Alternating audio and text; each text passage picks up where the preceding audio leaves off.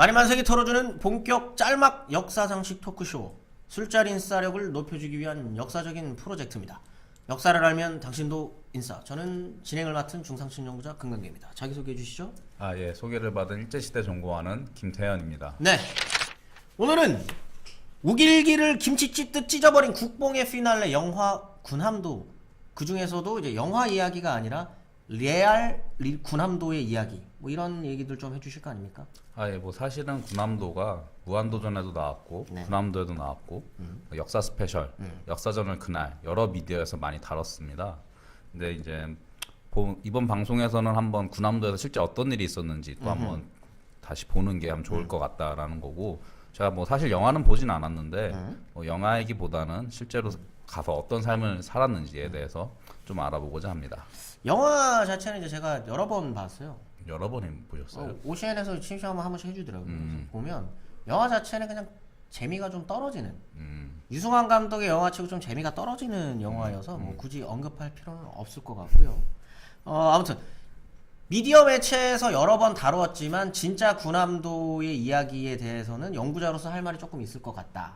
요 얘기신 것 같습니다. 약간 있기도 하고요. 그리고 제가 지금 책을 하나 가져왔는데 네. 이게 민족문제연구소에서 후원 받으신 겁니까? 후원 안 받았습니다. 후원은 안 예, 받았구나. 군함도 이제 끝나지 않은 전쟁이라는 이 책도 여러분들께서 좀 보시면 좋을 것 같다는 이제 생각이 듭니다.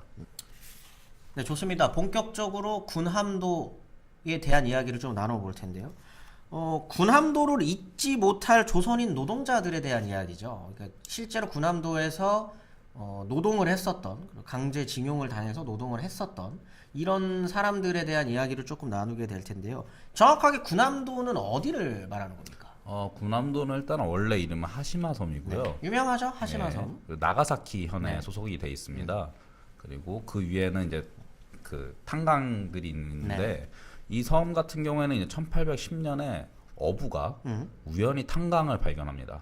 그러기가 쉽지 않았을 텐데, 이 어부님께서. 그렇죠. 우연히 어떤 우연인지는 모르겠지만 그렇게 석탄이 발견되니까 네. 1890년대부터 미쯔비시라는 기업이 들어와서 탄광촌을 만드는 거죠. 그곳에. 전범 기업이죠, 미쯔비시 자체도. 그렇죠. 전범 기업이고 어쨌든 나중에 강제 동원할 때 기업 동원할 때 이 기업이 있는 건데 왔는데 섬이 어쨌든 좁잖아요. 그렇죠. 좁다 보니까 이제 고층 건물들을 짓기 시작합니다. 뭐 아파트를 7층짜리를 짓는다든가 그런 고층 건물들이 쭉쭉쭉 지어지니까 섬이 일종의 봤을 때 군함처럼 보이는 거죠. 아하. 섬이 안 그래도 약간의 군함 모양인데 위에 이제 건물들이 세워져 있으니까 일단 한포 같은 느낌도 들고, 그래서 그 이후로부터 이제 군함도라고 불렸고, 뭐 본 방송에서도 그냥 계속 군함도라고 부를 생각입니다. 하시마 섬이라기보다는 어쨌든 역사적인 이런 배경이 있는 곳이니까 네. 군함도. 사실 뭐 연구들에서도 그냥 하시마라기보다는 군함도라고 부르죠.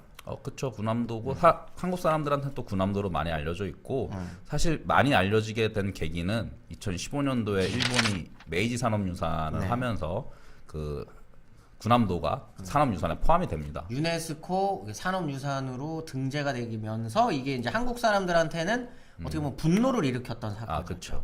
뭐 사실은 그 등재 과정에 대해서 네. 나중에 한번 방송을 해도 좋을 것 같아요. 뭐 그건 추후에 하는 걸로 하고 그렇게 많이 알려졌는데, 일단은 그곳이 그 74년에 이제 폐광이 돼요.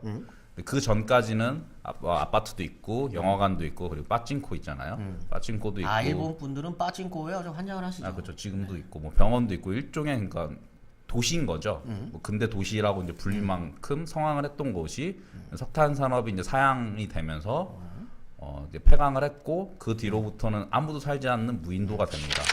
그러다가 뭐 2005년에 이제 기자들이 특별 상륙을 해서 뭐 촬영을 할 수 있게 해줬고, 이제 일반인들은 잘 못 들어가게 하다가 2009년부터 견학을 하게끔 해줬고, 그리고 그런 것들 속에서 2015년도에 아까 말씀드렸던 메이지 산업유산으로 이게 지정이 됩니다. 그러니까 이게 뭐냐면 저희가 알고 있는 이제 군함도 하시마는 지옥섬인데, 그렇죠. 일본의 입장에서는 아주 자랑스러운 근대 문화 유산인 곳으로 기억이 되고 있는 것이죠.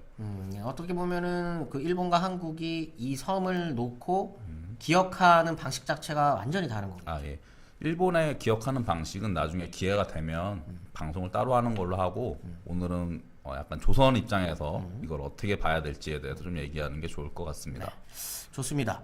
일단 군함도에 끌려갔었던, 이 끌려갔다라는 표현도 뭐 맞는지는 모르겠지만 어쨌든 강제징용 당하셨었던 분들, 네. 이분들은 어떤 과정을 통해서 이제 군함도로 가게 됐는가? 요 얘기를 조금 해주시겠습니까? 이게 어찌 보면은 뭐 당연히 끌려갔다는 얘기가 맞을 수도 있겠지만 좀 예민한 이야기도 해요. 그래서 좀 약간 드라이하게 좀 정리를 하고 싶은데, 아, 드라이하게. 예, 그러니까 사실 그 자체로만 정리를 하자면, 팩트만 좀 이야기를 하는 식으로. 그렇죠. 뭐 군함도 같은 경우에는 조선인뿐만 아니라 중국인 노동자들도 있었어요. 네. 중국인 노동자들 같은 경우에는 주로 이제 1944년에 네. 포로라는 명목으로 끌려왔는데, 이 중일 전쟁 이후에 이제 예, 포로로 계속. 잡히신 분들이겠죠? 예, 근데 포로가 아니라 농민을 납치해 왔다고 아하. 하는 게 지금 뭐 그렇게도 많이 보고 있어요. 이게 진짜 전쟁 포로가 아니고 납치를 해왔다. 그런 식의 동원도 중국인에 대한 그런 동원도 있었고, 조선인은 그럼 어땠습니까? 조선인 같은 경우에는 이 섬의 한 3분의 1 정도를 차지했는데, 이게 좀 숫자를 말씀드리자면 43년에서 45년 사이에 군함도에는 한 500에서 800명 정도의 조선인이 있었고, 그 위에 이제 옆에 있는 섬인 다카시마에도 탄강이 있는데, 거기까지 합치면 1945년에 한 1299명 가량 정도 상당수의 조선인들이 많이 있었다라고 할 수 있고, 그렇다면 이들이 어떻게 거기까지 많은 숫자가 그 군함도로 넘어갔는가 보면은, 일단은 이거는 조선 총독부의 모집을 먼저 봐야 될 것 같아요. 네. 간단히 말씀드리면 관할선 모집이 있고, 네. 그리고 노무 할당이라는 게 있고, 44년에 진용이라는 이 세 개가 있어요. 네. 예, 이거는 이제 추가 설명은 이제 자막으로 들어가면 될 것 같은데,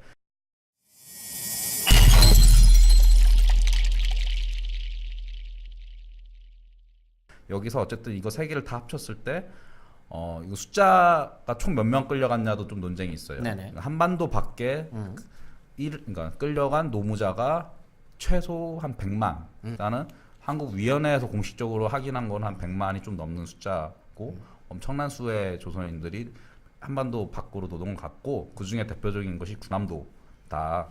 여기서 이제 말씀하시는 강제 동원되셨던 분들은 이제 뭐 군으로 된 징병이라기보다는 산업체에서 이제 강제로 징용이라기보다는 이런 거는 뭐라고 표현할까? 강제 동원돼서 이제 노역을 하러 가신 거죠? 그러니까 이게 되게 어려운 문제인데, 뭐 네. 소위 광의의 강제라는 표현을 써요. 그러니까 법적으로 44년 전에는 분명 총독부가 강제로 끌고 갈 수 있는 근거는 없어요. 법적 네네네. 근거는. 대신에 노무할당이나 관할선 등을 특징을 보면 거의 반강제식인 건데, 예를 들면은 총독부가 각 마을에 노동을 몇 명을 동원하는 할당을 내려줍니다. 그런 면석이나 순사들이 그 할당량을 채워야 되는 거죠.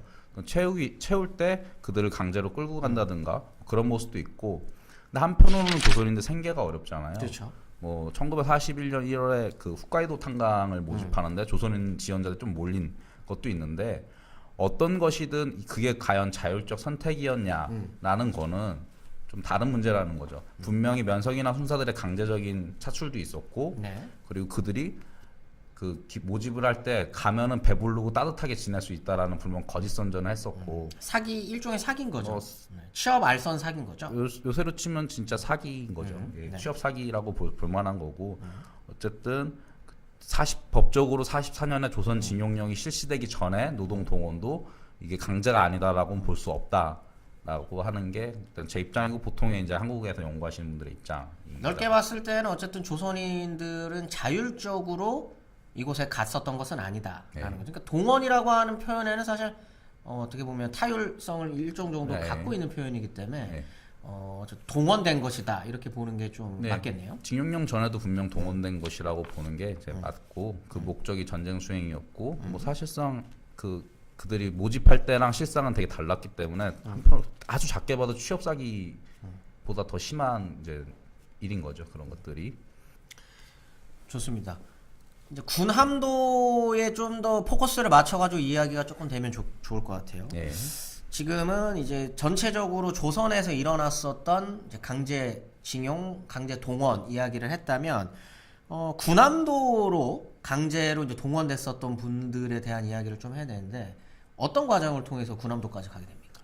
이송 과정은 여러 가지 이제 증언들이 있는데, 네. 일단 대표적인 것이 그 소설 군함도라고 있어요. 그 한수단 교수이자 작가가 쓴 소설인데, 무려 27년을 집필 과정을 했던 거고 지필만 27년을 했으면 이 준비 과정이 굉장히 길었다고 아, 보시죠. 그리고 그 전에 이제 까마귀나 이런 책들도 동원 관련된 책을 쭉 쓰셨고 그런 거를 쓰시면서 이제 인터뷰를 하신 분이 서정우 씨라는 분인데 그분은 16세 군함도로 이제 강제노동을 가게 됩니다. 본인이 직접 군함도에 가셨던 분이었군요. 네, 가셨던 분의 이제 증언이 바탕이고 이분 말하기를 네. 1943년 봄쯤에 네. 자신은 이제 경남 의령에서 할머니와 농사를 짓고 있었는데 갑자기 면석이와 순사가 왔다. 그러더니 면석이랑 순사들이 징용장을 갑자기 보여주더니 데려갔다는 거죠. 사무실로. 거의 끌려가다시피 데려갔더니 흔히 우리가 쉽게 상상하기 좋은 딱 그 그림이네요. 네. 그러니까 우리 그 영화에서도 이게 중간에 이제 뿌락치들이 이제 조선인으로 등장을 하는데 중간에 있는 요 면석이 혹은 이제 경찰 순사들이 이제 이렇게 살살 꼬셔가지고 나랑 한번 같이 가자 이런 식으로 해가지고 데리고 가는 이런 모습이죠. 그러니까 이게 뭐 사실은 뭐 머리채를 잡고 가든 뭐 손을 포박해서 가든 어떻게 가든 그걸 어떻게 데려갔냐가 강장이 아니냐를 얘기하는 게 그렇죠. 아니고 그게 이제 중요한 건 아닌 네. 거죠. 구조적으로 면석이나 지역의 이제 경찰 순사 같은 경우가 가지고 있었던 사회적 지위가 있으니까 이들이 일단 따라와봐라고 하는 것 자체가 사실상 이건 강제된 측면이 강하다고 볼 수 있는 거죠. 그리고 그들이 그렇게 한 건 분명히 그렇게 할 수밖에 없는 할당량이 있었다는 거죠. 어쨌든 그렇게 끌려갔더니 사무소에 그런 사람들이 되게 많이 있었답니다. 그래서 뭐 트럭과 기차로 이제 부산으로 일단 이동을 하게 되는데 그 끌려가던 중에 그 부두에서 사람이 많잖아요. 부두는 네. 그걸 도망가는 사람도 있고 기차에서 뛰어내리는 사람도 있습니다. 대충 이분들 같은 경우는 알았겠네요. 이게 네, 아는 거죠. 여기 끌려가면은 큰일을 당할 거다라는 약간 그런 눈치를 채신 분들. 눈치를 챘기도 했고 눈치를 챘지만 이제 겁이 나서 도망을 이제 시도를 못하는 사람들도 많았겠죠. 그러니까 이 자체가 그 노동하라고 가는 것 자체가 과연 그렇게 좋은 일이었겠냐라는 거를 이제 반증해 주는 건데 어쨌든 그렇게 우여곡절 끝에 서정우 씨는 시모노세키에 이제 도착을 합니다. 부산항에서 시모노세키로. 예, 거기서 나가사키로 가야죠 다시. 네. 나가사키로 가서 그 미쯔비시의 배를 타고 군함도로 이송되게 됩니다. 이 군함도에 있었던 가장 큰 기업이 미쯔비시였기 때문에 네. 이제 거기에 소속되어서 이제 노동을 하러 가게 되는 그 과정이겠네요. 네, 그 과정으로 말씀드렸듯이 사무소로 왔다가 시모노세키로 왔다가 나가사키로 왔다 군함도로 가는 거죠. 그렇게 어떻게 해서 보면 되게 짧은 거림에도 불구하고 여러 번의 절차를 거쳐서 가야게 되는 이런 그런 거. 짧은 거리요. 이게 일단 부산으로 들어와야 되니까 시모노세키로 가야 되니까 일단 그건 그렇고. 일본이 그렇게 먼 거리는 아니니까요. 아 그렇죠. 가깝고도 먼 나라니까. 가까워. 네.